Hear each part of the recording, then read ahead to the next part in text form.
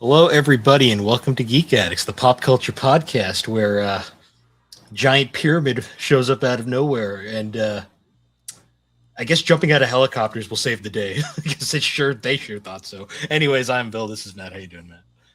I'm the godfather of games. Ugh. I don't know what he was in that, but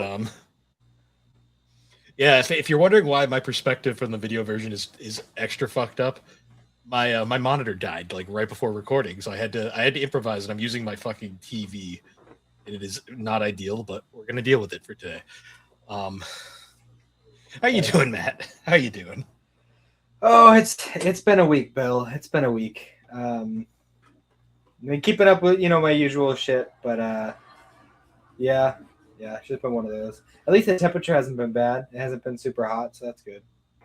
It's been it hasn't been great here. It's been kind of hit or miss. Like it was either downpouring or it's just been gross and hot and just haven't really been able to catch a break. I have not been able to sleep well at all this week. Like I don't know No, what's been going on. Like I think I've gotten a combined total of like maybe like 3 hours a night. no, Jesus, I don't know what's been going on. It's been weird. that's no good. Yeah. So I guess you haven't really been doing a whole lot aside from like podcasting and stuff this week. I mean, we didn't even get GNC in this week because of Alex hasn't been doing great either. It's been No, I got 3DO in. That's something. yeah, I've been. See, Wednesday I was gonna, because we didn't do GNC. I was gonna like sit down and actually get some stuff in, and I sat on the couch. And the next thing I knew, I was asleep. It's like, yeah. Similar things have been happening to me lately. It's like every night I've gone to put Frankie to bed. I Next thing I know, it's 2 o'clock in the morning. yeah, yeah. It's been It keeps happening. I've had zero free time because of that. So it happens.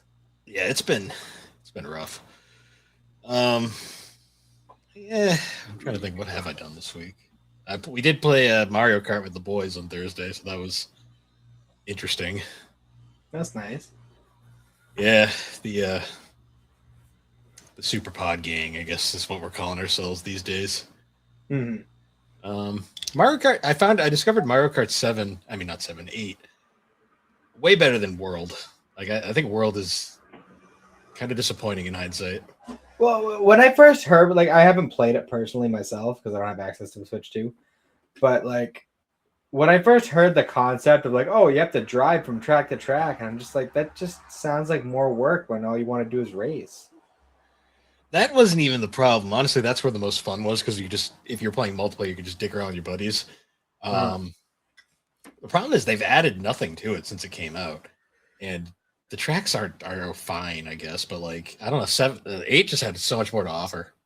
Yeah, I get that. Oh, So I beat Final Fantasy 3. nice. So I finally got that done. I'm not sure what I want to do now. I mean, I still got to finish the couple of other games that I have started, but I'm trying to think of like what I want to do next.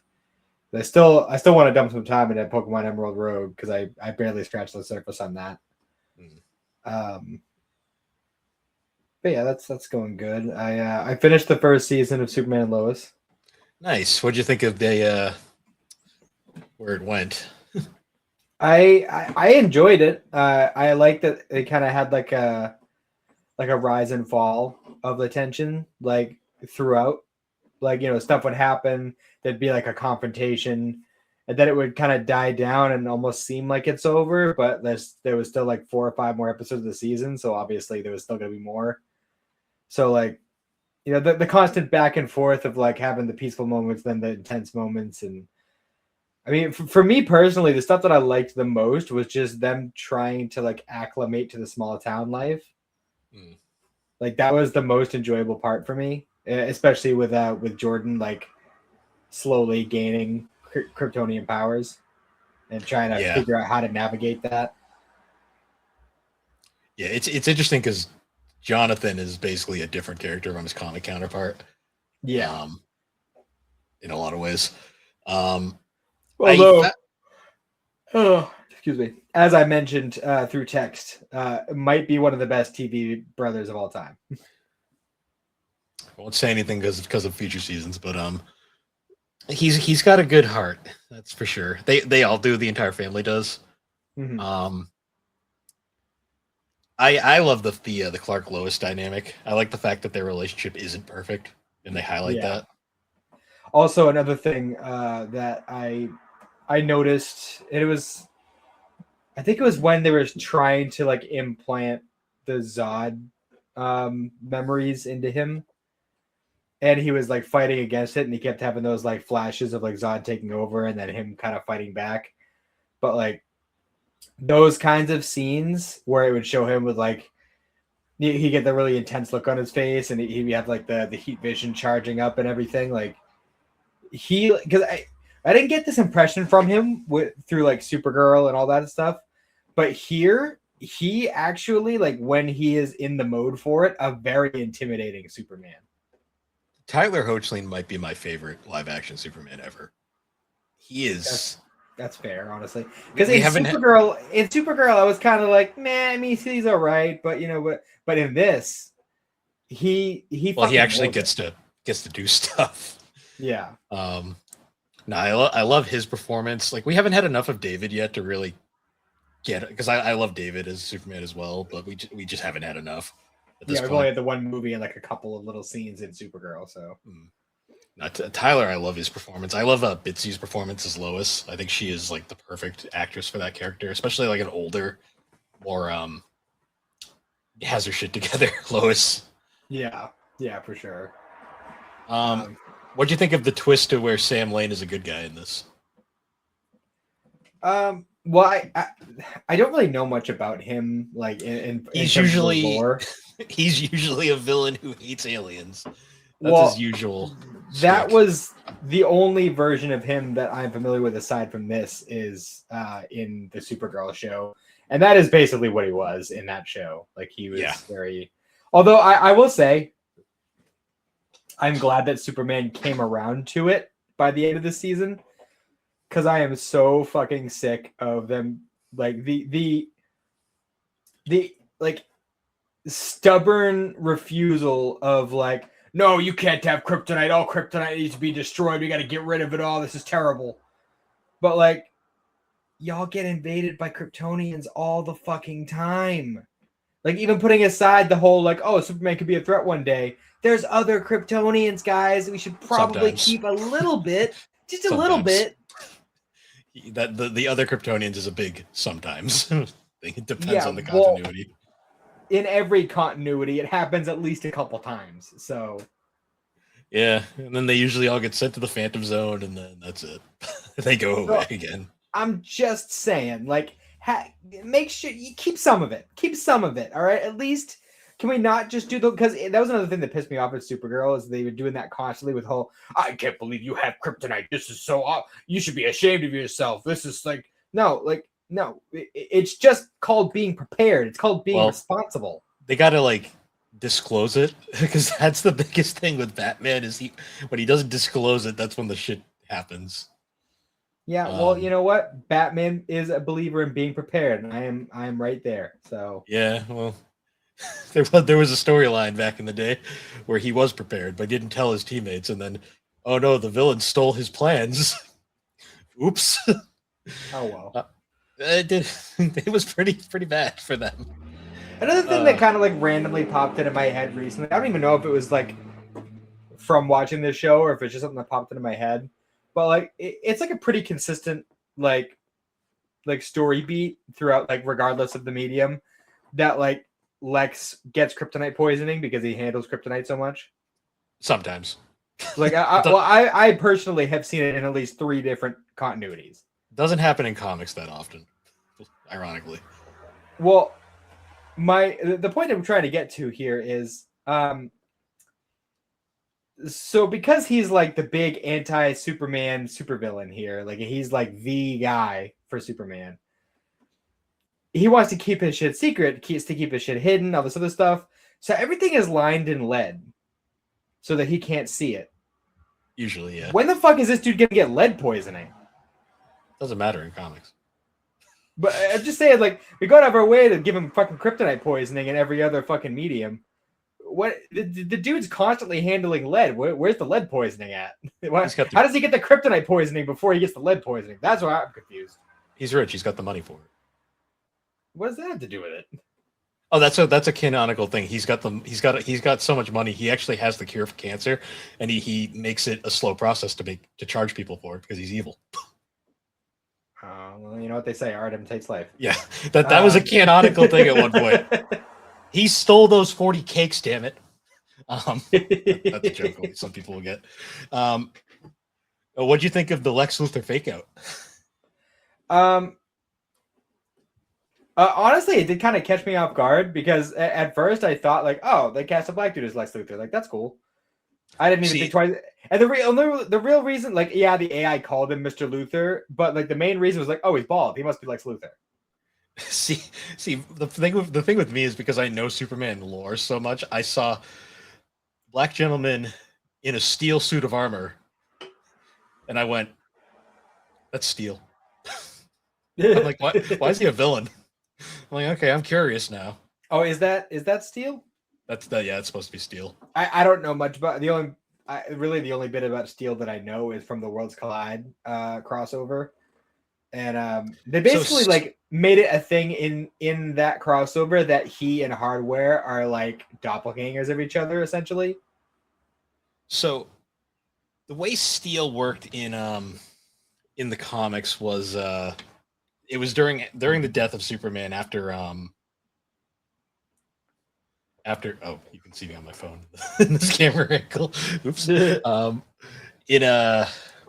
In this continuity, well, in the comics, it was right after the death of Superman, and during the reign of the Superman, you had the 4 different Supermen showed up to replace Clark. One of them was John Henry Irons, who was a fan of Superman, and he basically created. He was a fan of Superman that worked for. It was an ex-employee of LexCorp, and he basically when Superman died, he put on the Iron Suit, and he was one of the Men of Steel that were replacing him, along with Cyborg, Superman, Superboy, and the Eradicator. Gotcha. Oh, which was also a thing apparently in this season. Yeah, they did that's a different thing in this continuity. I assumed so because when you refer to the Eradicator as a person, I'm like, that's not the way the show handled it. Yeah, the comics are weird. Which also, calling a machine whose purpose is to like reincarnate consciousness into new bodies the Eradicator. Like, come on, what were you thinking there? So in the comics, it was the Eradicator's shtick was essentially he was there to basically protect Clark while he was basically being revived, and he would basically eradicate any non-Krypton or like any threats. Essentially, it was convoluted. Gotcha. He had cool shades. That was his gimmick. Gotcha. But no, I very much enjoyed Superman and Lois the first season. It was very good. I'm looking forward to seeing what comes in the future with that. Yeah, I gotta rewatch season 2. It's been forever. Didn't you just rewatch the whole series? Like, no, I only watched season 1. I got through season 1 and I got distracted. I thought you watched the whole thing. No, I only got through season 1, and then other things came up. But yeah, aside from that, I'm still plugging away at Batman the Animated Series. I'm about halfway through season 2 on that.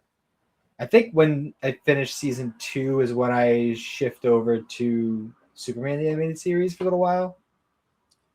I think it's after season 3, because that's when they shift into the new Batman adventures. Well, I'm going by like release date, and based on the release dates they have on the DCAU on Wikipedia, it says that the first 2 seasons of Superman came out before the new Adventures of Batman, which was season 4. That's not how it's listed on Wikipedia or HBO Max. They only list 3. I think it's because they have season 1 as like 65 episodes. I think they just mashed season 1 and season 2 together. Maybe. It's when it shifts over to the new Batman Adventures is when that's technically season 4. Yeah, because where I am right now in season 2, it's called The Adventures of Batman and Robin now, and it has a different opening. Yeah, I forgot why they did that. See, I have the box sets, and the box sets are just 4 seasons. The fourth Yo, season is that fucking episode with Poison Ivy, that was probably one of the most fucked up episodes of a superhero show I've ever seen. there's one with Clayface later that's worse. I'll say that. Well, dude, the fucking, do you know the one I'm talking about? Maybe The remind me. episode where supposedly she's reformed and she got married, and like has like 2 stepchildren. Yeah, that was dark. And then it turns out that no, she'd actually been mind controlling this dude, and he actually doesn't have custody of his kids. She has been harvesting DNA from this man to create like plant hybrid creatures that only live for a couple days. And there was like these weird fucked up like babies in these plants going, "Mommy." And Batman is like horrified when he finds this. He's like, "What the fuck, dude?" Yeah, that was a Bruce Timm thing. I was pretty horrified when I saw it. I was like, "Holy shit, dude. This is kids cartoon. This is a kids cartoon." Yeah, That's Batman was edgy. And they fucking she blatantly is like, "Yeah, I've been milking this dude for his fucking DNA." Like, what the fuck? Yeah. Yeah, there's a Clayface episode in like season 4 that's equally as fucked. You get to it later. Jesus. But yeah, that was that fucking threw me off. I was like, "Holy shit, dude. That was surprisingly dark, even for Batman the Animated Series." Did you get to Almost Got Him? Oh, that was the poker episode. Yeah. Yeah. And then we'll throw a rock on him. It will throw a rock. And I love the fact that it was a big just rock. Batman in disguise the whole time. Yeah. It was a big rock. Yeah, that was great. I love that line so much. Yeah. And then I saw it was the 2-parter where they find the dude who killed Dick's parents. Yep. Hmm. That's a good one. Oh, and I watched Mask of the Phantasm too. Isn't that a phenomenal movie? Yeah, it was very good. Very good. I still like Return of the Joker more, but it was very good. It was cool actually, like in the animated series, seeing like the early days for Batman. Yeah. Because it kind of just throws you in like 10 years into it, pretty much. That was a theatrical film too, believe it or not. Like that actually got a full-on release. No one went to see it, which is why they didn't do any more after that. But well, I mean, theatrical ones, or because I was gonna say there's a couple more. Well, they did movies, but they didn't do theatrical releases. Gotcha. Well, I mean, adults going to see fucking animated films in the 90s was kind of unheard of. Yeah, that's why Akira was in the kids section.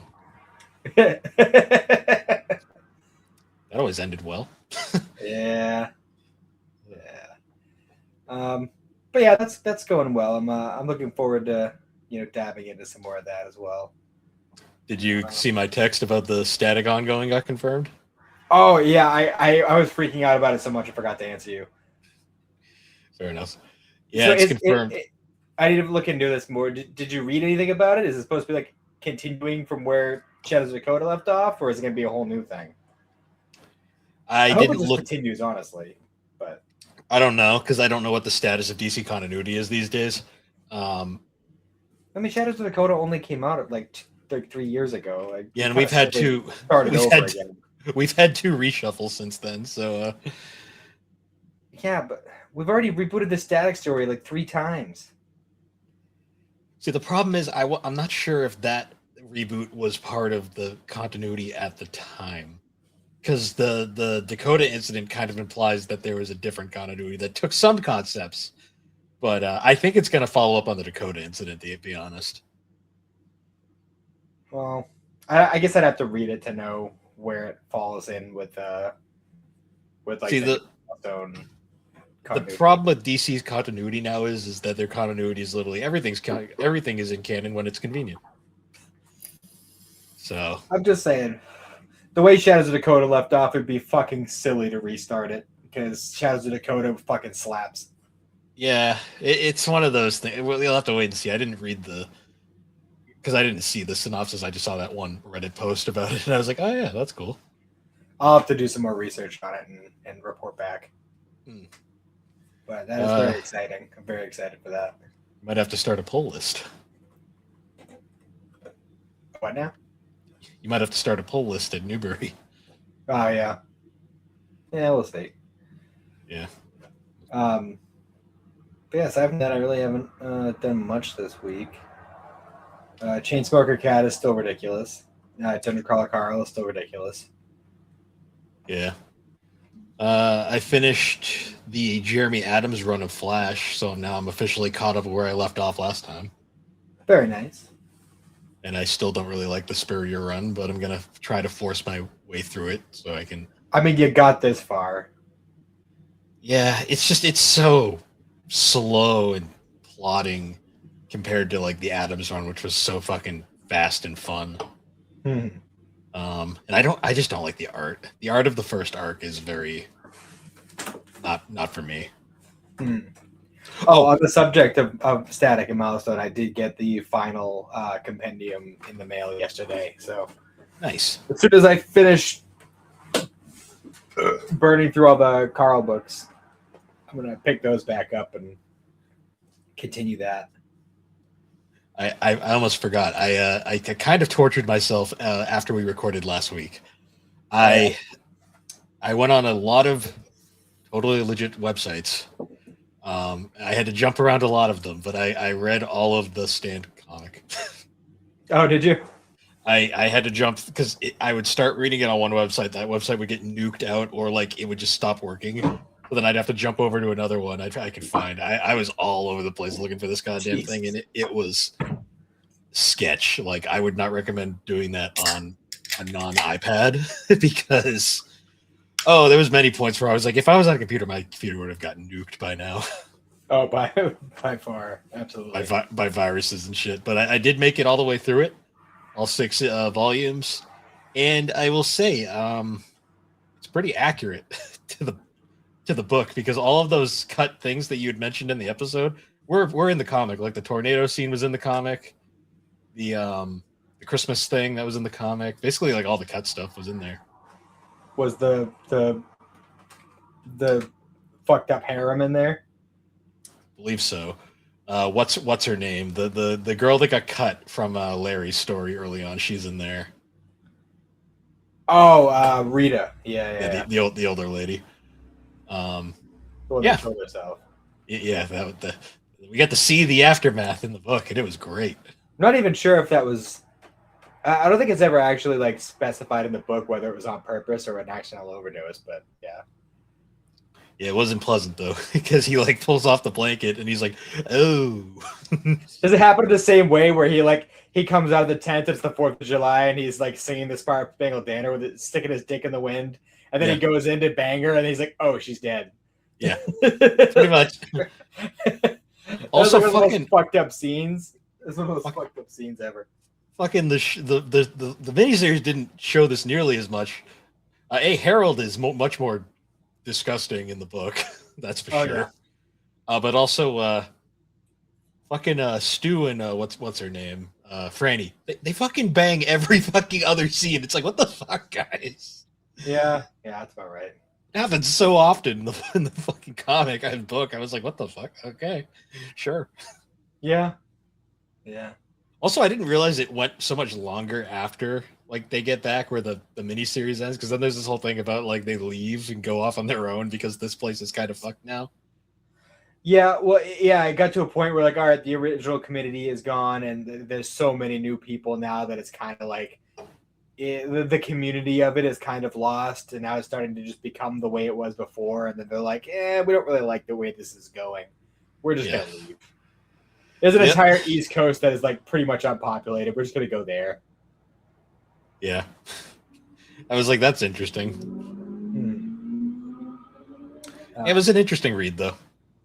That's good. Maybe someday that omnibus will be affordable. Yeah, I'm gonna keep my eye on it just in case, but we'll see. Trust me, I'd love to get a copy of it, but we'll see. Nice. All right, we're 25 minutes in. Are you ready to talk about this? I suppose the fact that you have it on Blu-ray is just silly to me. It It was like $5. So Bargain bin. pretty much. So in case you didn't see the title or the if your video and you saw, we're talking about Yu-Gi-Oh! The movie, Pyramid of Light, released in 2004. Holy shit. Yeah, actually, I looked into this because I was curious. The manga had been done for about 6 months when this movie came out. Yep. But Battle City wasn't done over here yet, so we got that before Battle City had finished. Yeah. Yeah. So it kind of spoils that Yugi wins, but not that that's much of a spoiler. Not like anybody expected anything different. Also, this movie is the start of the very non-canon shit that's only canon to the anime. Because, like, it's Pegasus very clearly anime canon. Oh, yeah, because Pegasus is alive, like, right away. Yeah. Also, so 4Kids dubbed this, obviously, and this is peak 4Kids stupidity. Oh, yeah. Because the anime itself has its cringy cheese moments, but, like, this movie, holy shit. Like, yeah. This was bad. Goes real hard with it. It goes real hard. Why? So when Kaiba's doing his stupid simulation shit, where he clearly has his own headcanon for Yami, because holy shit, Yami is like a smug asshole in those sims, and I'm like, that's well, that's how Kaiba sees him. You know? I know. He calls him smug and cocky in this movie when they're having their duel. I know, and it's so it's just weird. Eric Stewart was clearly just here for a paycheck because he sounds so uninterested half the time. Yeah. He got his own theme song in this movie, and that song was actually pretty good. What was that? That random fucking punk rock song in the middle of the movie. I think it was written specifically for this. It was, because there's also that ending one, like the "It's time to duel" or whatever song. That song, I don't know if you remember this. Do you remember? I think it was a Burger King thing. Yeah. Yu-Gi-Oh! Music to Duel By, where it was like 4 little like CDs with like 4 songs each on them. Yep. It was Yu-Gi-Oh! Music to Duel By, and they were all like stupid songs, like the Friends to the End song, whatever the fuck it was that they that played when Yugi and Joey dueled during Duelist Kingdom. That was on there too. Yeah. As soon as I heard it, I'm like, hey, I know this. I remember this from back in the day. So, yeah, just the dubbing choices were something else in this one. Yeah. Something stinks about this. That was me. Sorry. Oh. What the fuck? Yeah, what the fuck was that?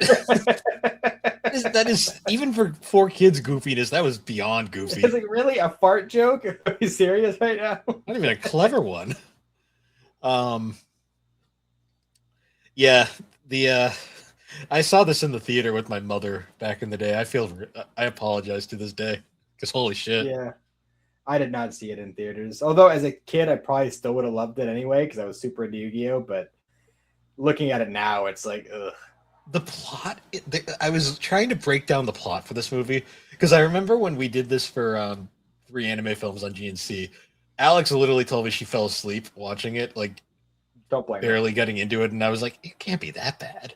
And I watch it now again, and I'm like, yeah, because the plot is straight up just to sell toys.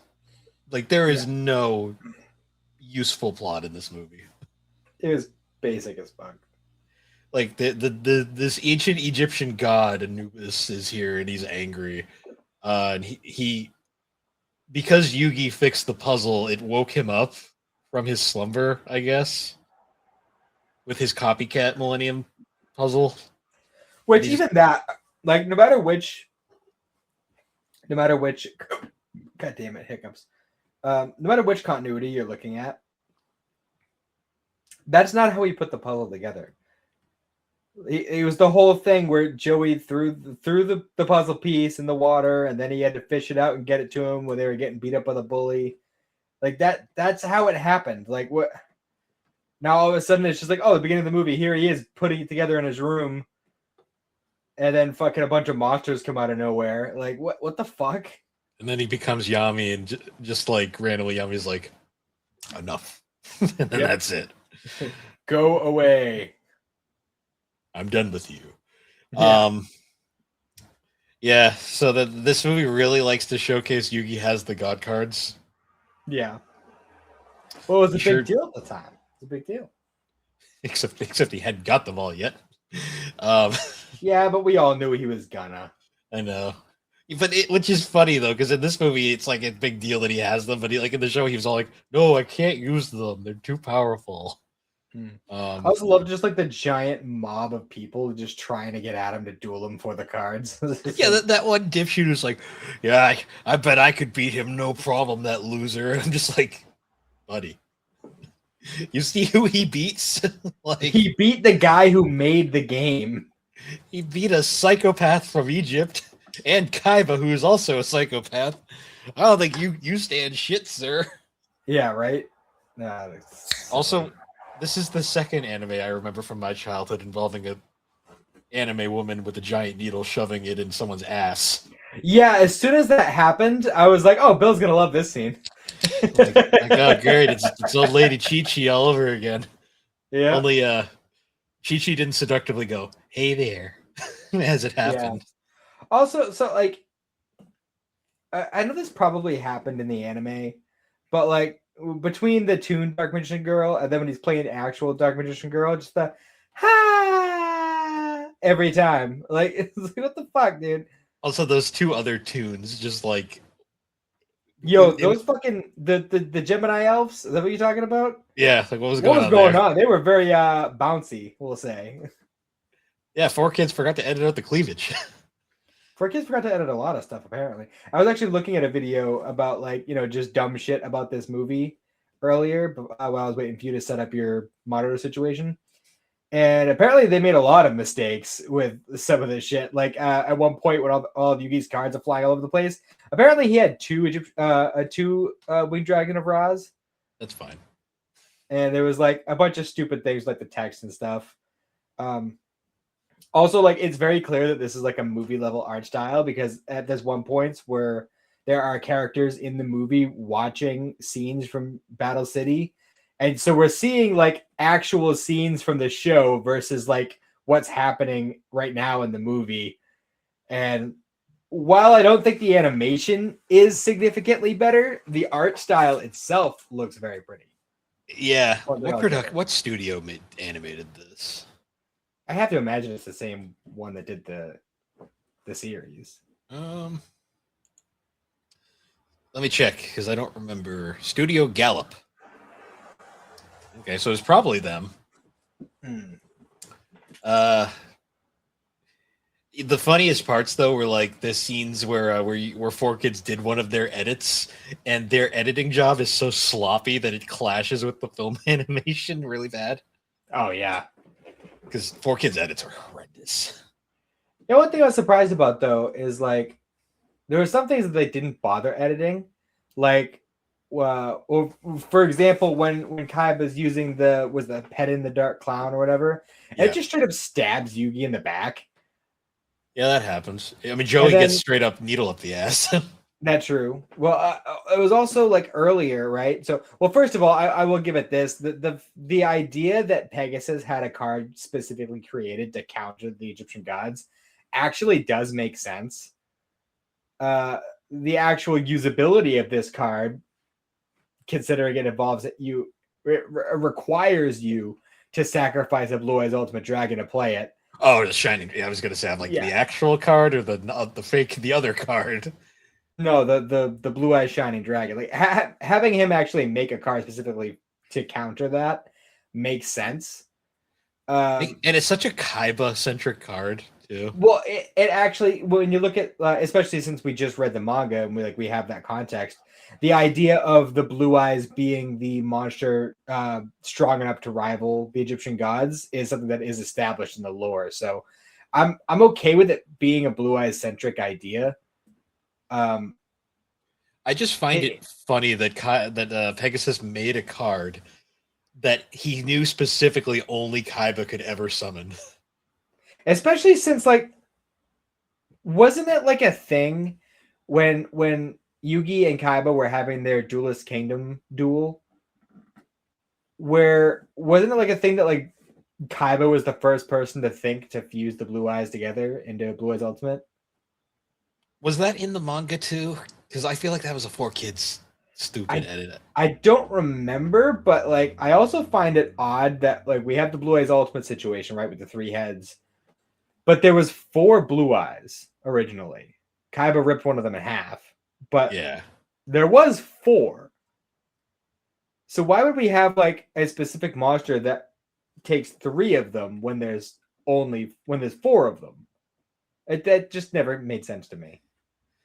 The whole Blue Eyes line is so confusing. Also, another thing in this movie that I don't know if this was just the anime being fucky like usual, but in the anime, it was implied that the only way Pegasus could summon the tunes is if he had the originals to summon the tune versions. Yeah, that was implied, wasn't it? But then in this movie, he just summons the tune versions, and I'm like, okay. Well, they couldn't have the duel go on that long. It was kind of cool to actually see Kaiba have like get his win over Pegasus.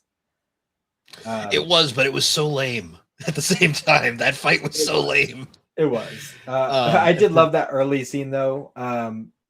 When Pegasus is having that weird like fever dream about no the more Egyptian white gods. wine spritzers for me. Yeah, no more white wine spritzers for me. And then the next scene we see him is like his croquet. He's like, "Here's your red wine spritzer." He's like, "Oh, thank you, croquet." I will oh, say, you just switched to red. Okay. I will say, out of all the 4 Kids VAs, I still love the guy that does Pegasus's voice because he was the only guy that seemed to be having fun during this movie. Well, that's because it's just James with extra spice. I know. Actually, oh yeah, that's right. It is. It's just why did Eric Stewart seem so interested there, but then bored as fuck doing Kaiba? I don't know. Okay, I love the Pegasus voice though. So one thing I found interesting too is in this movie, Kaiba uses an old school duel arena.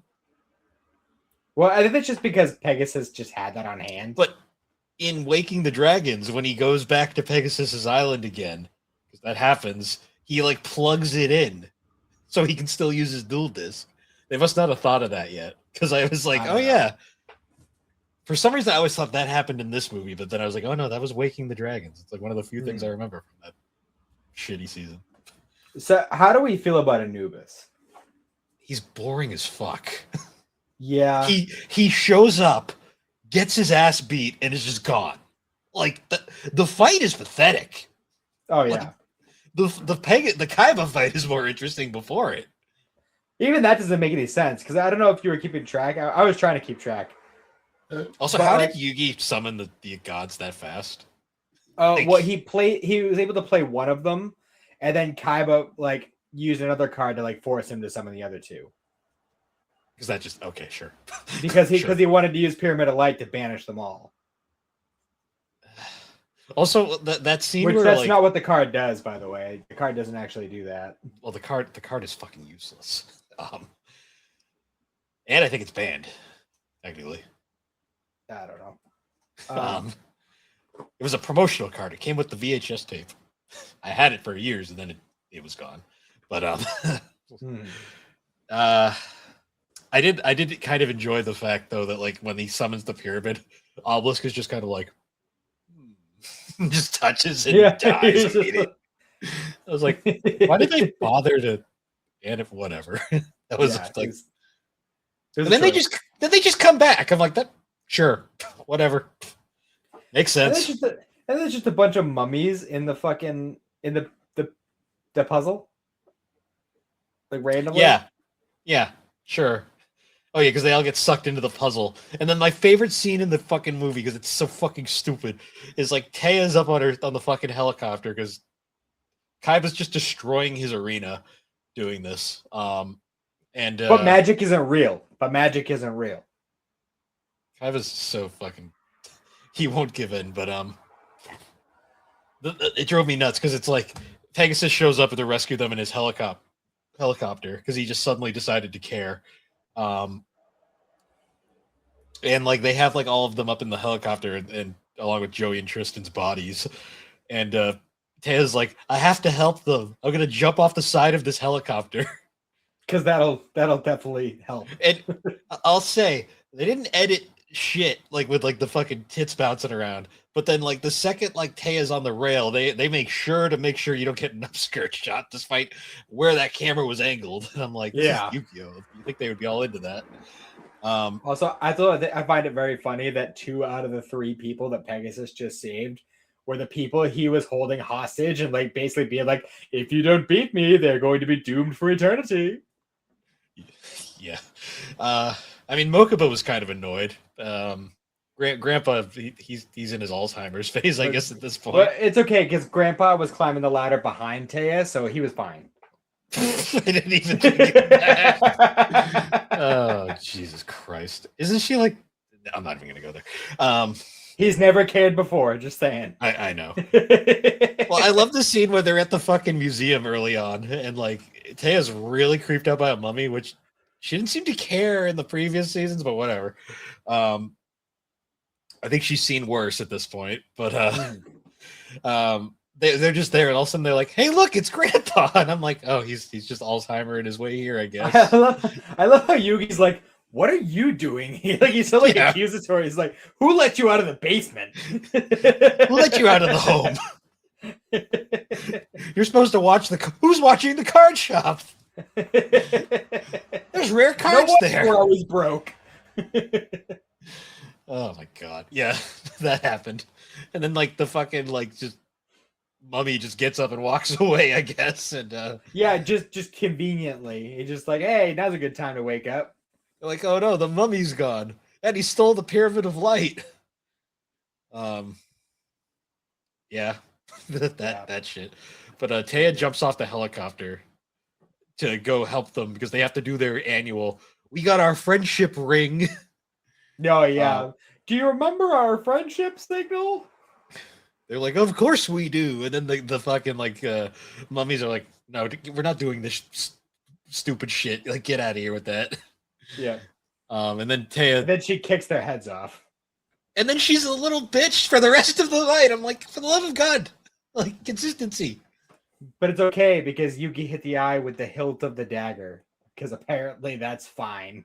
He would have just used his fucking playing card to do it in normal fucking canon. It's okay. You just whip out like fucking, I don't know, some sort of sword card and it'd be fine. This movie's really bad. Like, yeah. So apparently, right? So obviously, we like in the context of the movie, right? Anubis is like he's like the Egyptian god of the dead or whatever, and for some reason was trying to destroy. Well, first of all, here we go again with the whole like the villain wants to just destroy the world and eradicate all life. It makes no sense. Like, there's no motivation. There's no reason for that to be a thing. Why do you want everyone to be dead? What are you gonna do when that's done? I'm waiting. Like, what are you gonna do? But like putting that aside, like he basically tried to take over the world with Shadow Games. The Pharaoh stopped him. He's a mummy now, and then he comes back, and all this stuff is going on.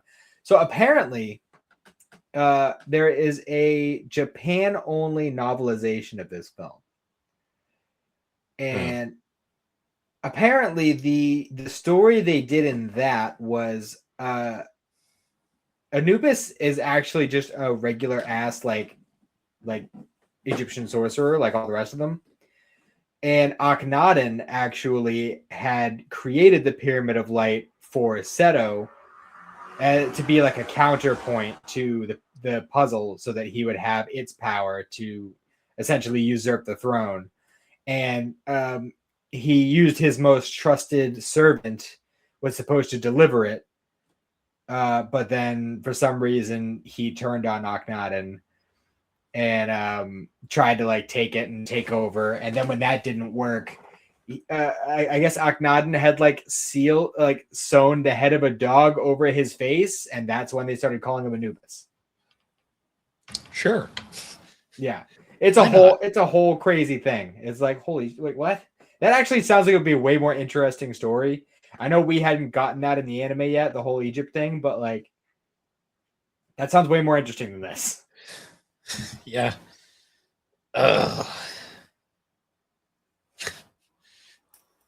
Just this movie baffles me. Yeah.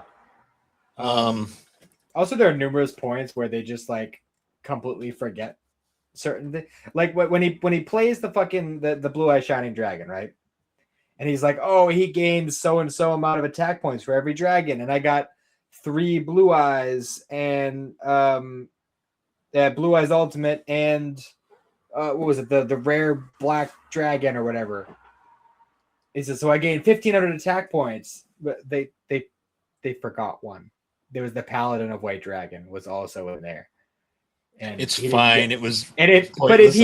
But if no, it isn't, because if he had that, if they had actually thought that, oh wait, there was another dragon, it would have been stronger and he would have won.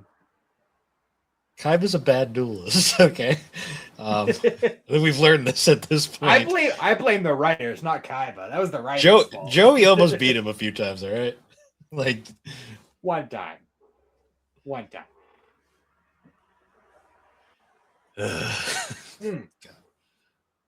Also, Joey does not use the red eyes at any point in this movie.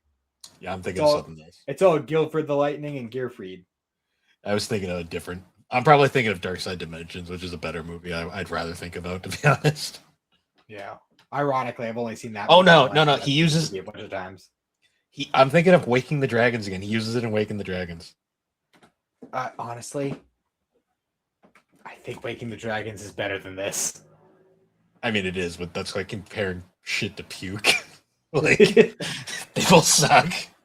Didn't you just use that exact comparison on 3D? I use that comparison a lot. I use that for most election cycles. Okay. Yeah. The giant douche and a turd sandwich. Pretty much. But yeah, this movie literally happens. And then of course they beat Anubis and he's like, not so fast. I'm a dog creature now. Not so fast. I'm a marble and I'm just going to be a giant goop dragon. And then we get to see his body melt and it's gross. And again, magic, not real. But cards will solve this problem.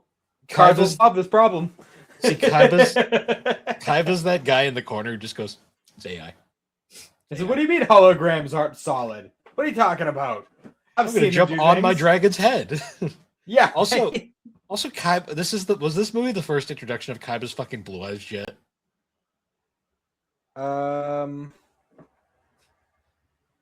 Over here, I think so. That jet is so stupid. Like, I think, didn't he fly away in the blue eyes jet when they were leaving Alcatraz Island? I thought they just had a helicopter, to be honest. I'm pretty sure it was the blue eyes jet. At least in the anime, it was. In the manga, it was just a regular ass fucking jet. But for some reason, in the anime, they just had to make him even more extra. Yeah. But yeah, this is probably the least enjoyable Yu-Gi-Oh movie. Yeah, and there's only like 3 of them. I think. And the second one is literally just like a crossover film. It's literally just there so the first 3 protagonists can interact. Yeah, and when I watched it, I only cared about Yugi and maybe Jaden a little bit. I did not give a shit about the 5Ds guy at all. What, you don't like card games on motorcycles? No. I didn't like Card Game High School that much.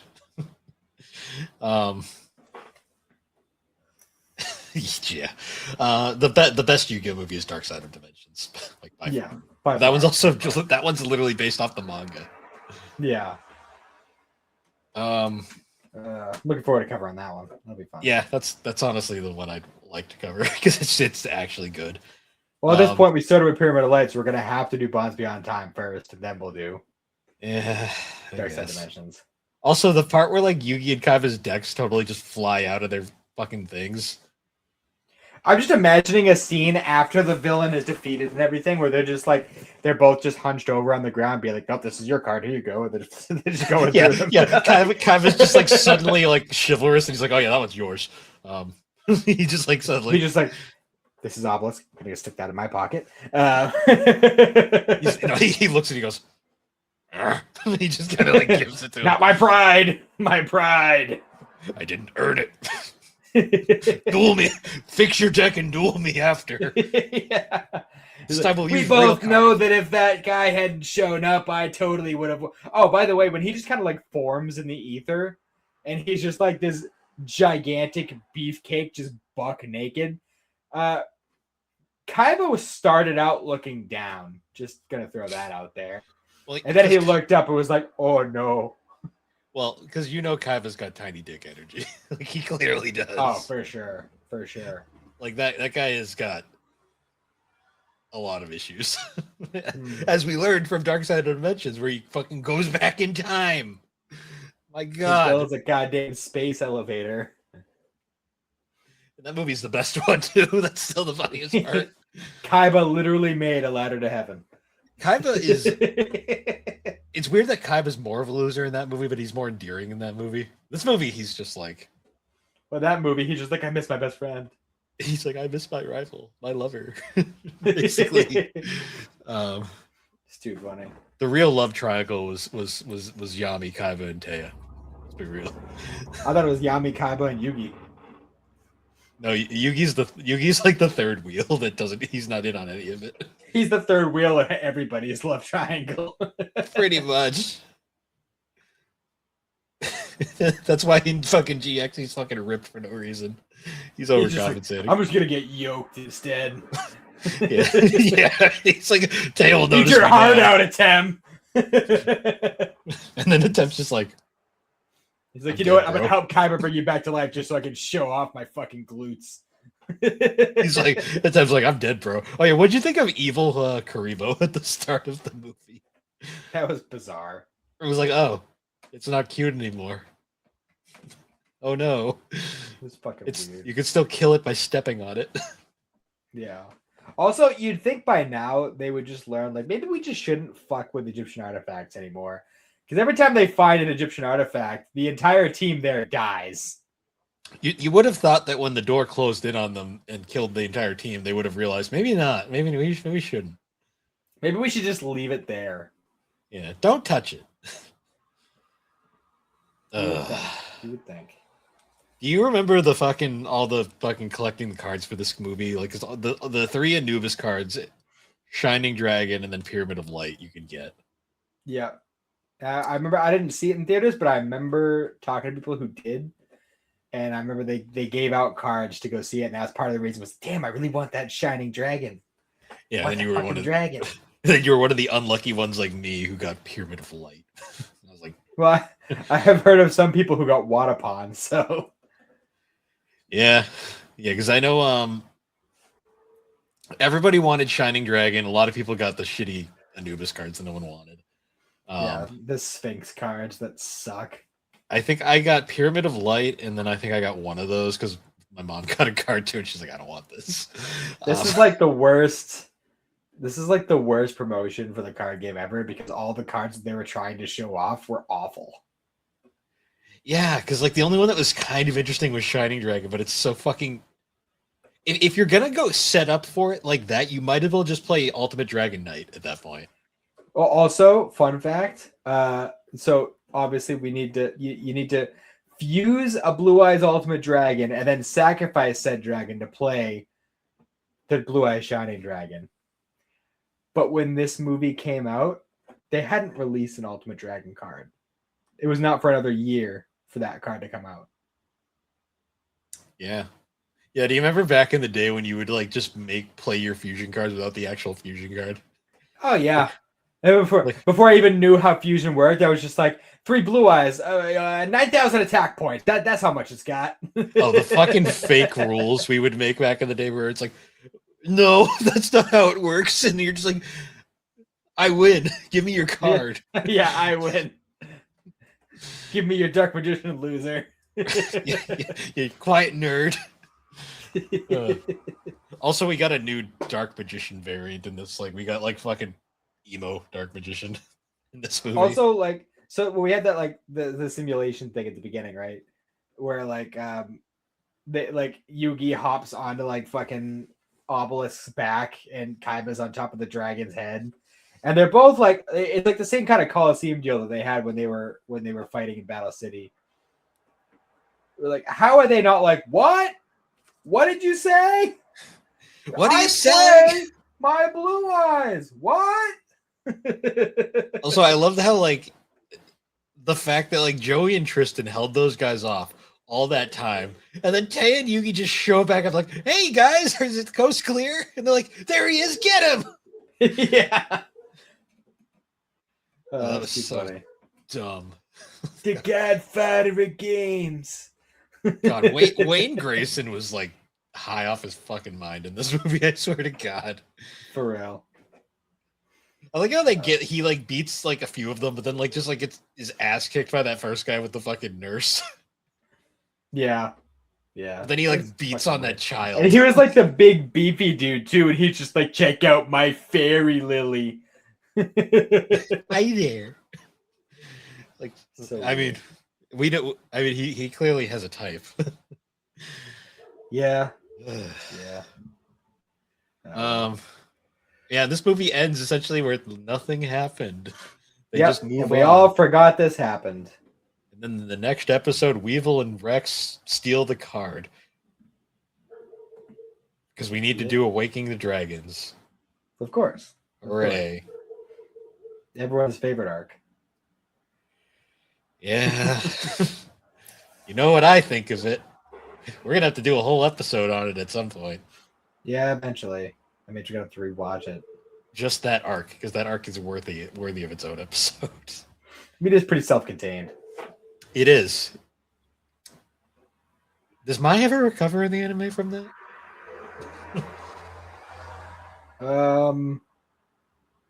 What, with like the weird mind control thing? Yeah, she gets mind controlled again. Like, No, she breaks out of it. I think it was after she accidentally killed Joey, and then she was like, "Oh no, my man." I never will talk to you again after this arc. Bye. Hmm. She was in this movie for like 3 seconds. Yeah, so we're Rex and Weevil. Yeah, those They two were all guys. just sulking. Well, Mai was suffering from trauma. Those two were just sulking. Especially Rex. He lost to Esperova. And Joey previously. Yeah. Lost all his good cards.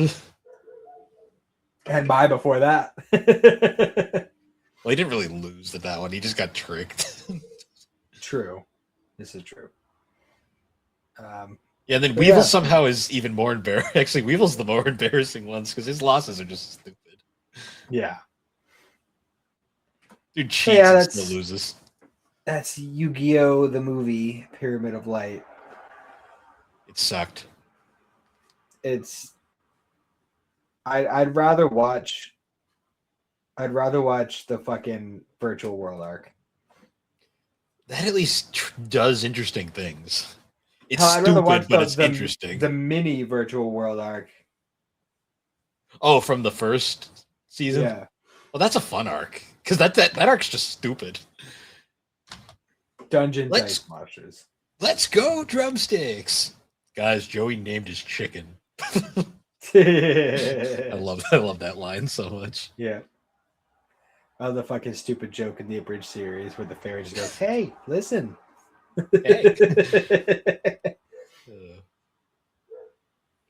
Yeah. Well, that was dumb. You know what's not dumb? The fucking trauma dump I watched after. Yeah. All right. Yeah. We still don't have music, so I'm just going to pick one at random and we'll go with it. Cue the random music. The car can't believe it. This is the water music, isn't it? It's called night driving. So we'll just go with that. That actually works for this episode. So yeah, episode 4, the twin thing. So a lot happens in this episode. We actually finally. I think Luke is my favorite of the characters now. Yeah, that's fair. Because if anything, this episode really showed his family kind of sucks. Yeah, Other than Nell. yeah. I mean, even like, I mean, Theo just we exists. mostly only hear about like Theo and Luke's relationship. We never actually see it in practice. Yeah. Yeah, this episode definitely didn't help Steve in the ranking chart. No, it did not. Although I still think I dislike Shirley more than Steve. Well, At least Shirley's with Steve, it kind of makes sense why he's so like fed up with it. yeah, I mean that scene at the house in the middle of the episode during the flashback, that was not his best moment. No, definitely not. Everything else I'm usually on his side for. That was though I was like, yeah, no. Like you've lost your points, sir. Yeah. I still think Cheryl still has or Shirley, whatever her name is. She still has her point. Like the fact that the whole like Luke at the wedding thing, honestly, probably hurt both those characters in a lot of ways. Yeah. That led to this shit. Well, especially since like yeah, we have very similar scenes between Steve and Shirley with the whole giving him money to just fuck off. But at least Steve didn't blatantly tell him to shoot up the money. Like, yeah, Steve basically just said, "Here's the money. You can sell the camera. I need my iPad." yeah. And to be fair to Luke, he was clean at that point. But I mean, when we first saw the scene, we didn't know that. Now with the extra added context, it's like, oh, he was actually trying to do a good thing. Like, yeah, he had to break into an apartment and try to steal some shit to do it. That was not a good look. But No. he was actually trying to do a good thing. Yeah. Just may not have gone about it the right way, but you know, he didn't really have any options available to him at the time. This episode is a rough watch. We'll say. Yeah, it was tough, especially like going between child Luke, like 6-year-old Luke, and then adult Luke. Yeah, it was a lot. So going into just like, so we've talked a little bit up to this point about all the different Crane children and their various degrees of we'll say ESP. I was saying more like different levels of paranormal ability, we'll say, or sensitivity as they call it. So we got Steve, who is just straight up skeptic. He just is completely immune to it all. Shirley's got like the weird dream things. Theo's got the touch. And it seems like Luke and Nell, they have a couple things going on because they are both actively being haunted. Yes. With Nell, we have the bent neck lady, and with Luke, we have the bowler hat man. Who's later a woman. But also, and this is like a thing that, you know, it's a well-known thing, the whole like the twin telepathy thing. But yeah, theirs kind of takes it a step further, because at one point Luke's telling a story to his friend Joey about how, you know, there was one day where he broke his ankle, and then like a half an hour afterwards, Nell calls him and is like, "Why am I icing my ankle right now?" And there was multiple situations like that, like things like, "Oh, why are you awake? Because you're awake." Why? How do you know I'm scared? Or you know, why are you scared? It's like, because you are. Multiple situations like that. And there's another thing that I don't know if you picked up on, right? So he wakes up in the middle of the night, right, in the rehab center, and you know, at the same time that everybody else wakes up, but there's just, we assume, the moment of Nell's death. And from that point, from that point forward, as like his storyline is going on, where he's trying to find Joey and help her, and then he gets duped and all that other shit. As that progresses, he keeps going through these moments where he's like, "I'm so cold, my arms feel so stiff, my neck hurts." Yeah. It seems as if he is experiencing the aftermaths of death, the rigor mortis, the chilling of the body temperature. It seems like he's experiencing all of that. The fact that he kept saying how cold he was, I kind of was getting that vibe. But that also didn't help his, you know, the fact that he is in fact 90 days sober. Yeah. But when he encounters Steve, he's still feeling these effects. So, like, all intents and purposes, from the outside, he looks like he's tweaking hard. Yeah, when he's like going up the street counting. Yeah. Well, that's like that's a separate thing. I know there's a reason for it, but like for anyone who doesn't know, like, yeah, he looks out of his mind. Yeah, for sure. We had a couple moments with Child Luke too. So I think at the very beginning of the episode, we see a scene of him talking to Abigail. At this point, we still don't know what the deal is with that. But he's talking to her and he's saying, like, you know, the ghost in the basement, and it freaked me out, but nobody believes me. No one ever believes me. And that's kind of a theme throughout this episode, is the idea of belief, the idea of faith, or in another way, of putting it, trust. You know, it's a big theme throughout this episode between Luke himself, between Joey and all of his siblings. And another big theme throughout this episode is that the idea of the fourth step in recovery, the fearless moral inventory, which is essentially just trying to get a full spread of like all the shit that he's done throughout the course of his life as an addict. And even going back into, you know, the reasons why he is an addict.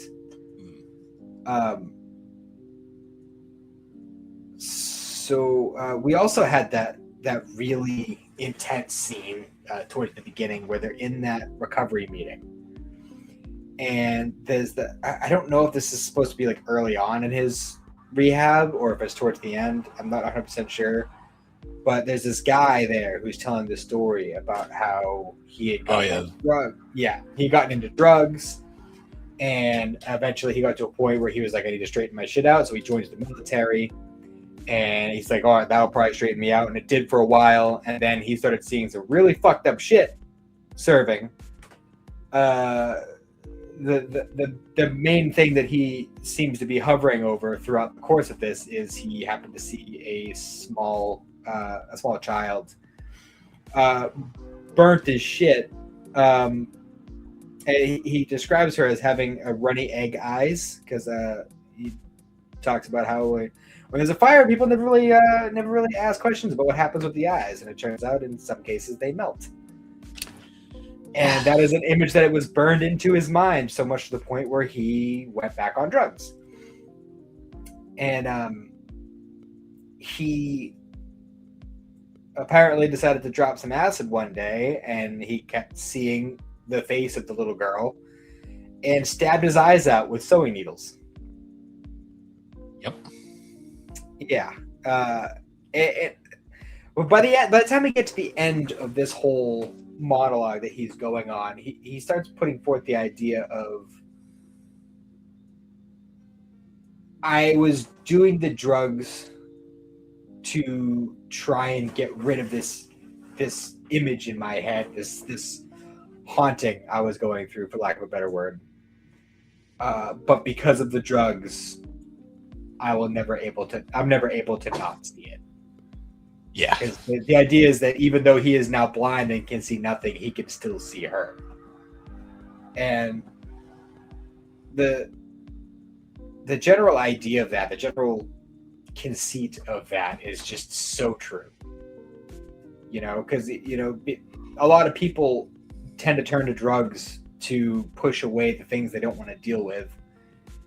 And as a result, those things tend to make themselves much more present. It's like they hover over you. It's like a weight on your back that you just can't get rid of. The longer you push off dealing with it, the worse it gets. So yeah, that was fun. Yeah, that was a lot. Yeah. And we also got a couple little spooky scenes of Child Luke. There was the scene with the buttons and the little like antiquated like intercom system in the house, which basically just amounts to a brass tube that goes from one room to another. It's like the thing at the playground where the kids could yell into. Oh yeah, I remember those. I used to love those things. Yeah, you tricked the dumb kid to put his ear right against it, and the asshole on the other would scream into it. It was hilarious. I'm sure I can guess which one of those kids you were, Bill. Based on how you said that. No, I was the kid in the corner who just watched and went. I didn't have friends back then. But yeah, we had the scene where they were dropping the buttons down that, and they were fooling around with it, and then he saw like the reflection of the sickly old woman ghost who was asking for, what was the fucking name? It was some like Cheryl or something like that. Yeah. And then we had the scene with the bowler hat man. Well, we had the scene earlier on too where they discovered the hat, and he was trying to like tell his dad all about friggin' the ghost he saw, and his dad's just dismissing it. And then like the hat comes up, and he's like, "Oh, I want that hat." And he's like, "Well, only big boys can wear the big boy hat, so you know, pretty much like the ghost wasn't real, right?" Like, which is, I mean, it's hard for me to really be critical with Hugh here, because I think the vast majority of dads would have maybe not that direct, but essentially being like, yeah, no, ghosts aren't real, here's your hat. Like, but then later, and for a while he's just walking around with his hat and, you know, doing his thing. And then at night he starts hearing this tap, and he's like, what the fuck is that? And he goes to walk out the door, and he sees like the silhouette of the old man ghost, right? And he's like, oh, fuck that. And he goes back into his room, and he's hiding under his bed. And like the ghost comes in. You can hear the tapping of the cane, right? And then when you actually see Luke's perspective, watching him from under the bed, like you just see him like he's still using the cane, right? But he's hovering. He's like 2-3 inches off the ground, and it's not like my feet are dangling kind of hovering. It's like his position, his posture is as if he was standing straight on the ground, just raised about 3 inches off the ground and just smoothly gliding across the floor. It was just a very, very creepy scene. That's something the show really does really well, is being able to sell the creepy factor without relying on things like jump scares. Yeah, no, I did enjoy there wasn't a lot of jump scares in this one. Like, we've only really had jump scares in the first 2 episodes, and even they were pretty minor. I don't know. I didn't like the bug, but I don't know. I wouldn't call that a jump scare. Yeah, I guess. Jump scare is more like, you know, they close the fucking mirror and they're right behind her, kind of thing. You know. True. We also had, like, shortly after Hugh had given him the hat, we had the scene of Hugh and Liv just kind of like, you know, doing their, you know, husband-wife like playful banter thing, and she picks up like this shawl and throws it on, and it seems like she's kind of having like a Theo moment, because she starts going into like significant detail about how the house used to be. She's like, oh, well, these chairs were over here, and these are the drapes over here, and here the bookshelf was over here, and it was arranged like this, and there was 3 children, and one of them was in a wheelchair, and these 2 reading chairs were facing, like, to it, significant detail about all this shit. And Hugh was like, that was oddly specific. And she goes, oh, well, the chairs for sure. The chairs for sure. Like, it seems like to me at least, it seems as if Stephen and Hugh are very similar. And as we'll see later on, like, you could definitely tell that Stephen and Hugh had that kind of relationship, at least back then. But like, it seems very much like Hugh was a skeptic, and it's like kind of like a known thing that Liv has like these episodes or feelings or whatever you want to call them. But he kind of just writes them off a little bit. But to her, it's a very real, like, I am experiencing something otherworldly. And Theo gets it. And I'm sure to a degree Nell does too. Although Nell and Luke are both, 6 at the time? Yeah, like so younger, definitely. They're not really aware of it in a very specific way like that yet. We should probably talk about the dinner scene. Yeah, that's so this is after Luke, because the first episode makes you think he ran away from rehab again, but in reality he actually is chasing after the one friend he had in there. Yes. Who I hate to say it because like Steve's whole like monologue, like the way he acts kind of ends up being true. Yeah, he's just such a dick about it that you don't want to admit that he's right, but he is kind of right. Yeah, the way he handled it was poorly. Yeah, for sure. Well, I mean, there's so many things about that dinner that you could point at and say, he's this way and he's that way. I mean, even just like, because you could tell, like, when we're getting that scene, right? Because this takes place 1 year into, or not 1 year, 1 month into Luke's sobriety. Which is 2 months in the past by the point where we're at in the present. And we already learn that we learn in this episode actually that Steven and his wife Lee have been separated for a month. So this is like a month before them two are separated. So they're obviously having problems. Yeah, you can tell. But like, so in this dinner scene, right? So this we've seen a few scenes of Joey up to this point, even before she ran away. But she seems like a completely different person in this scene. Almost like she's trying really hard to give off a certain persona about her. So what's weird to me is the scenes we had seen with her before the flashback, she actually seemed like a pretty well-rounded character for what she was, all things considered. Yeah. But then it's like in that scene, it's almost like she's projecting like super hard. Yeah, like she's trying really, really hard to give a good impression of herself. To the point where she's trying too hard, and Steven's picking up on that. Yeah, she starts getting really preachy. Yeah. But then, like, she's just, she's trying to have regular conversation. She's like, oh, so Luke tells me you're a writer. And he gets kind of like, all like weird about it. He's like, oh, I'm surprised he even mentioned it. And it's like, okay, like, why would that be that surprising? Yeah, because we know the family was weird about it, but we never really got Luke's vibe on it. Well, that's another interesting thing too, is we really haven't, aside from that one scene in episode 1 of us seeing Luke exiting Steven's apartment after taking the iPad and the camera, this is the only episode we've really gotten anything significant with Luke, aside from the wedding scene. Yeah, there's that, and then the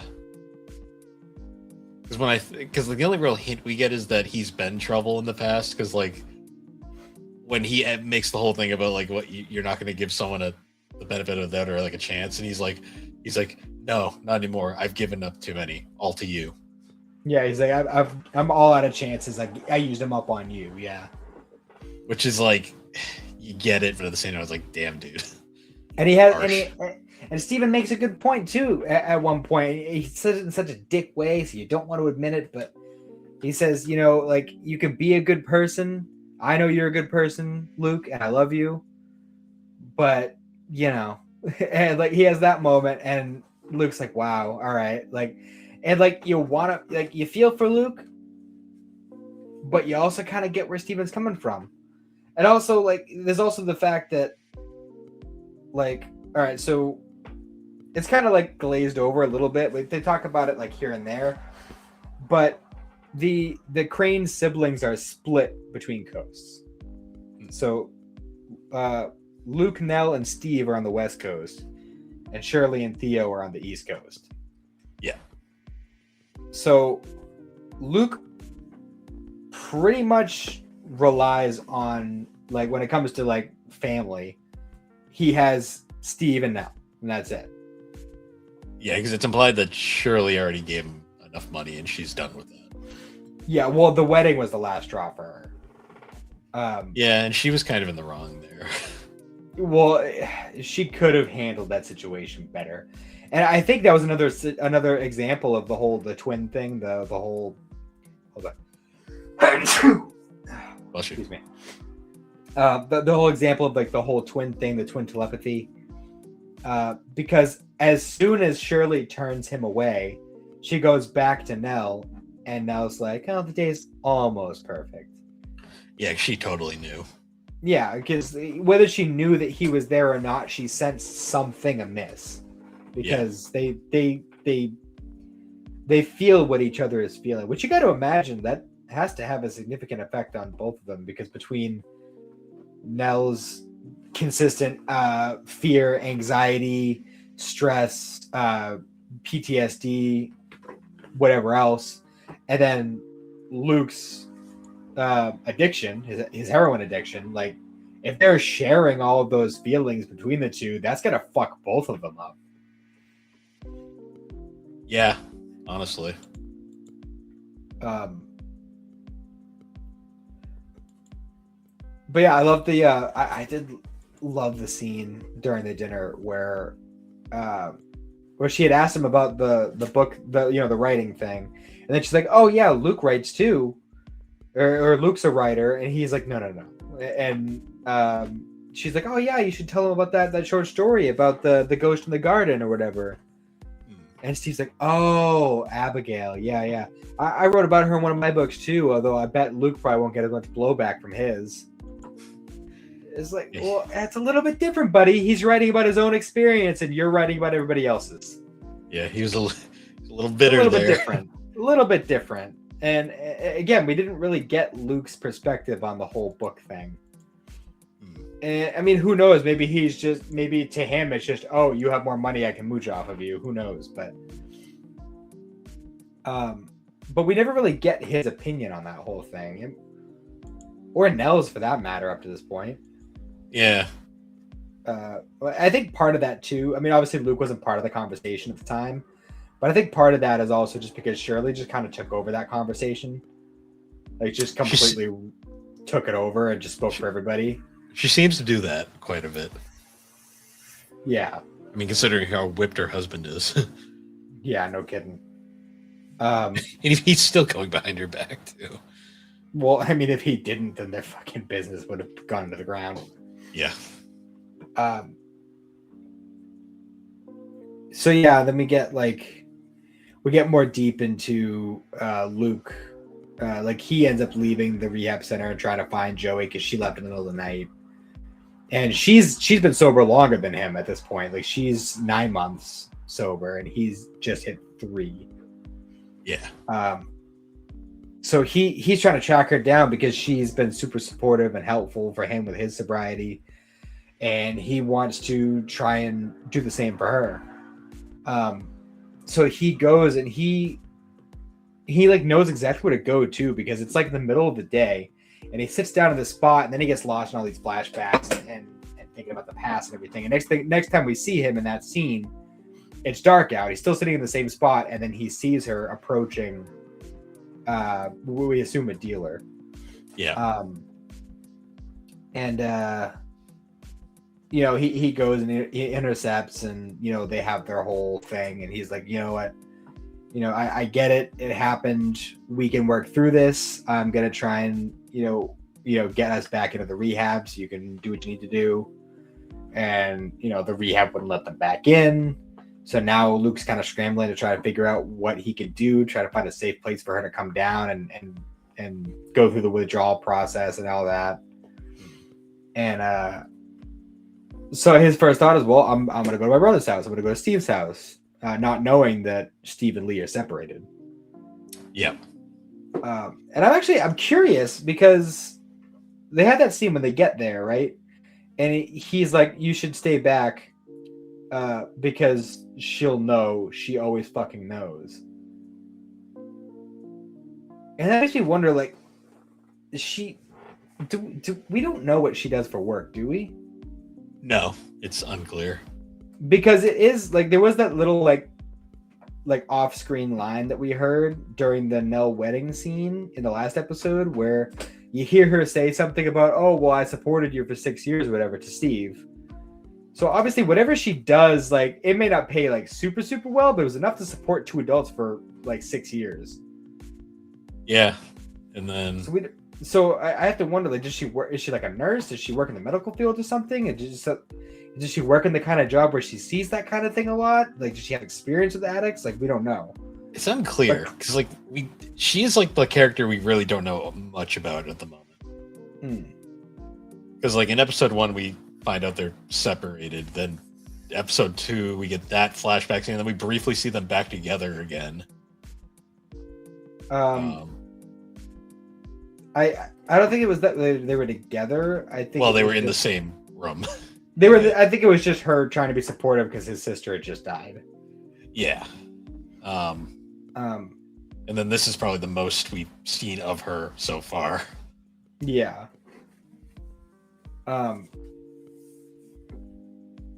So have you put any pieces together as to what may or may not be their problem, or because they've hinted at it a little bit throughout, but they haven't outwardly stated it yet. Not really. I'm still not really. Well, we'll just leave it at that for now. So yeah, obviously, like, Lee turns him away. You know, like, she makes the same assumption everybody else makes, and just assumes that Luke is just trying to fucking get a quick high. So he gets Steve's current address from her, and that's where we get the scene of him, you know, breaking in and stealing the stuff. And then, like, as you know, he goes back out to Joey after getting the money from Steve, and there's a pretty significant, like, demeanor shift with Joey. Yeah, I don't know about you, but the second she's like, "Oh, you have the money," like, I'm like, "Oh yeah, she's gonna rip him off. She's gonna screw him over." She sure does. And especially when she goes into the kids, there's like a guarantee, like, "Oh yeah, she's picking his pocket right now, and she's gonna dip." Which, of course, is exactly what happens. And then, like, we get this scene of him, like, we got like the beginnings of this scene earlier, and then we get like the full scene of him doing his little speech after getting his 90-day chip, where he's talking about how he has screwed over members of his family so much, and he hopes he never has to experience that feeling of what he did to them. And that's exactly what is happening here. In the business, we call that foreshadowing. Yeah. And that was a really sad moment, because his first thought is like, well, I'm just going to go back to that spot where I found her, and hopefully I'll find her again. And as he's walking there, he gets jumped by a bunch of random hoods, and they beat him up and take his shoes. And jacket, which is kind of ridiculous, because, like, I don't know if you noticed this. He was wearing the same jacket he was wearing during the dinner scene that took place 2 months earlier. Yeah. So, like, and he's been living in a rehab for 3 months. So, like, it's not like the shit he has is like worth money. Like, that was probably like a $30 sweater and like $15 Walmart shoes he was wearing that they just beat him up and took from him. Yeah. For like literally no reason. Yeah, that whole scene felt really mean-spirited, to be honest. Yeah. Well, it's like, he's already down. Let's punch him even further. Well, that's just to put an extra underline on just how bad this drug epidemic really is, and B, how committed he is to his sobriety. Because despite all of that, he could have gone out and tried to get a cheap fix. He could have just said, screw it, life sucks, everything sucks, my family sucks, my friends suck, everything sucks, I'm just gonna go get high, which a lot of addicts would just fall back on that. But no, he calls the rehab again. He's like, please let me back, please. I need to come back. I got fucked over. I'm freezing. I ache. I got beat up. I got no shoes. I got no jacket. I'm fucking cold. I just need. I'll sleep on the fucking floor. Give me a fucking sheet and a corner to sleep in, and I'll be fine with that. And like, by this point, Paige, the social worker, whatever, the person at the rehab, is sitting in the room with Steve because Steve is actively looking for Luke right now. Yeah. And she's like, all right, hold on, we'll be there to pick you up. And then he starts doing the counting thing, the 1, 2, 3, 4, 5, 6, 7. And then we get the flashback of little Steve or little Luke explaining the counting thing to Nell about how that's kind of like a coping mechanism for him. Whenever he feels scared about something, whenever he feels anxious or worried or whatever negative feeling he's feeling, it helps for him to count to 7, 1 for each member of their family. And we see that it's something that he still does to this day because he's literally pacing back and forth, counting to 7 while he's waiting to be picked up on the street. And you know, throughout all of, like, this whole thing, he's constantly being haunted by the bowler hat man. And every time he notices him, he's a little bit closer. Until eventually he finally turns around to face it. And it's his mom wearing the bowler hat. I was like, oh. And this is kind of like there's like a big parallel here going on with there's a whole scene we had earlier where he's talking about when his mom died. And after he had gone to live with his aunt, he was still young and didn't really fully understand the concept of death. He was still expecting his mom to come home one day. So anytime he'd see the lights of a car coming up, he'd be like, oh, maybe that's mom. Yeah. So when he turns around and sees his mom and she says, come home, honey. And then Steve's car lights pull up and she is illuminated in the headlights. And that's when he turns around and sees Steve there. Yeah. And he's like so relieved. He's so thankful. Like, thank God it's my big brother. He's here to help me. And he's so fucking broken by this point. He's like, I wanted to help her. I couldn't help her. And I'm so cold and I ache and everything's awful. I got beat up. And he's like, but I didn't use Steve. Like, you believe me, right?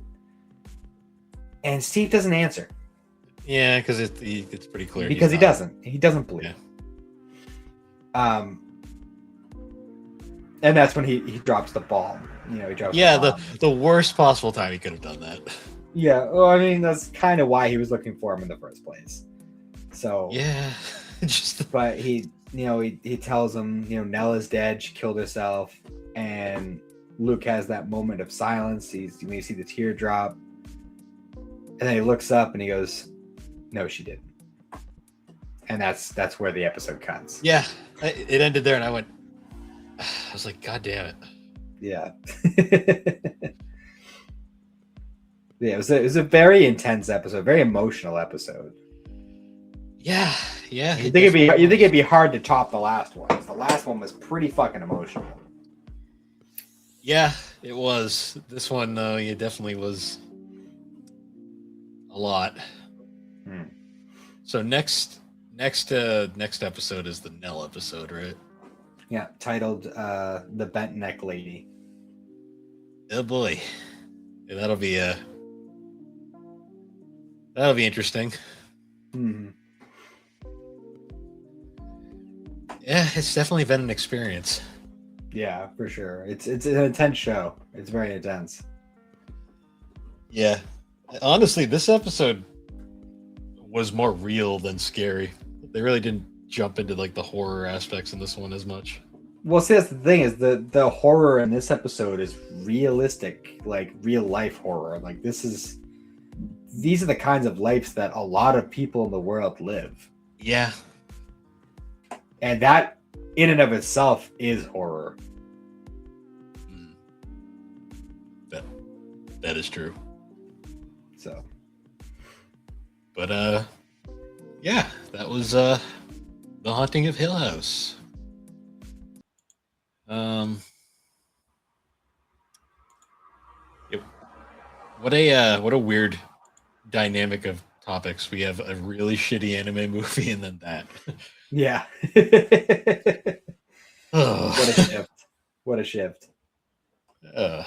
Far more to talk about with that one episode of television as opposed to an entire movie of a very huge, well-established franchise. That was 100% made just to sell cards and toys. Yep, for sure. And it boy sure worked. Somehow. Yeah, I mean Yu-Gi-Oh was pretty big at that point. But I guess yeah, anyways, guys, once again, thank you for joining us on Geek Addicts. You can find Geek Addicts on all the major podcasting platforms. Be sure to check us out over on the Superpod Network, superpodnetwork.com. Awesome site with a whole bunch of different podcasts, videos, blogs, all the fun stuff over there. And yeah, I guess once again, guys, thank you for joining us, and we will see you all later. Have a good one.